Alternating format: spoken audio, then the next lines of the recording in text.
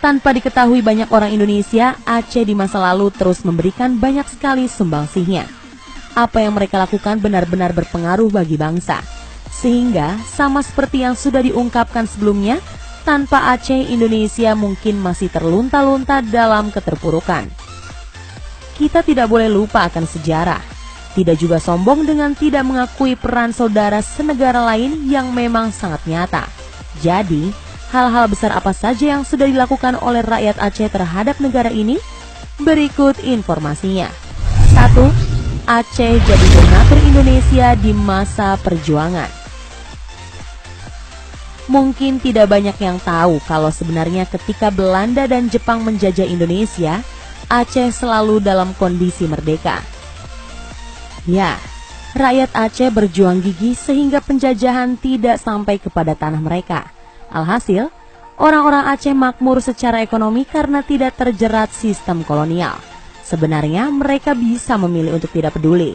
Namun, terlahir di tanah Indonesia, orang-orang Aceh merasa punya kewajiban moral untuk membantu saudara sebangsa. Akhirnya mengalirlah bantuan-bantuan dana dari orang-orang Aceh kepada Indonesia. Bantuan ini pun dipakai untuk operasional pemerintah Indonesia. Salah satunya untuk membiayai Haji Agus Salim agar bisa mengikuti konferensi Asia di New Delhi. Tanpa bantuan ini, perjuangan Indonesia untuk mendapatkan kemerdekaan makin susah. 2. Rakyat Aceh patungan lalu belikan Indonesia pesawat. Secara teori Indonesia memang kaya, tapi di masa perjuangan mengelola sumber daya alam nyaris jadi hal yang tidak mungkin dilakukan. Selain terkendala modal, alat dan lain sebagainya, fokusnya saat itu adalah berjuang. Lalu, kemana Indonesia mencari bantuan yang bisa instan dan langsung? Ya Aceh. Aceh seakan menjadi donatur tetapnya Indonesia. Ketika bangsa ini butuh dibantu, mereka siap. Faktanya, mayoritas sumbangan dana yang diberikan oleh Aceh kepada Indonesia berasal dari patungan rakyat. Seperti ketika Indonesia butuh pesawat, orang-orang Aceh mengumpulkan emas-emas mereka lalu mendatangkan sebuah pesawat untuk diberikan kepada bangsa ini.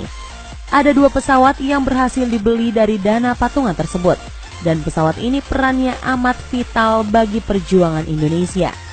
3. Aceh juga menyumbang kapal laut. Alutsista Indonesia di masa perjuangan sangatlah miris. Jangankan produksi, dulu para leluhur hanya memunguti dan juga membeli. Walaupun membeli bukanlah pilihan mudah mengingat ekonomi Indonesia tidak bagus, lagi-lagi Aceh memberikan bantuan untuk Indonesia.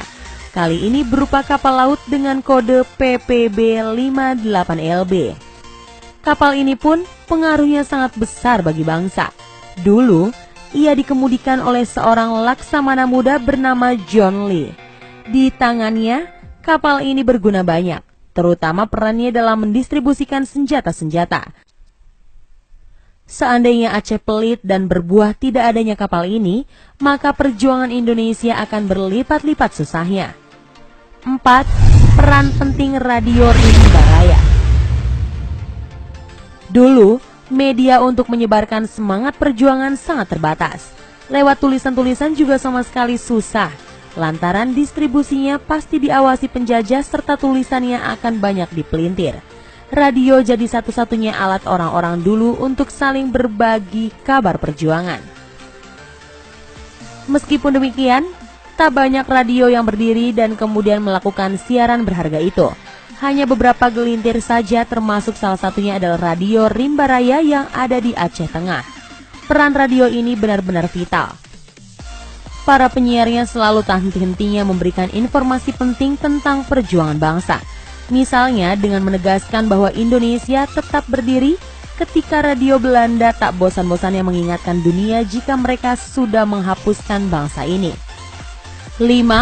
Menyumbang emas Monas sebagai lambang kedigdayaan bangsa. Terletak di ibu kota dengan bangunannya yang hebat, Monas adalah representasi perjuangan bangsa. Ditambah lagi dengan emas seberat 38 kg di bagian teratas monumen yang makin membuat bangsa ini bisa membusungkan dada sebagai negara berdaulat yang tidak bisa diganggu-gugat. Tahukah siapa yang menyumbang emas ini? Ya, Ia adalah seorang pria asal Aceh.